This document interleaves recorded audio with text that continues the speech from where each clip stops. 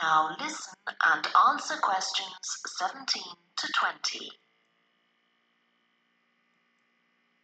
Now, a word about the layout of the building. The auditorium, stage and dressing rooms for the actors are all below ground level.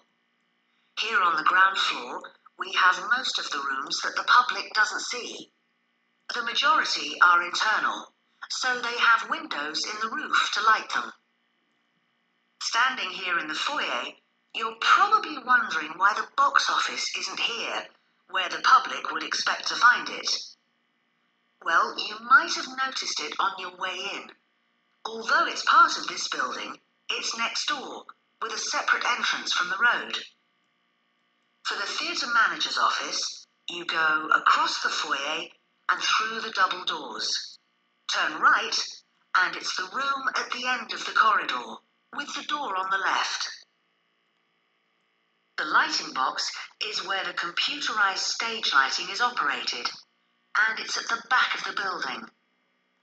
When you're through the double doors, turn left, turn right at the water cooler, and right again at the end. It's the second room along that corridor. The lighting box has a window into the auditorium, which of course is below us.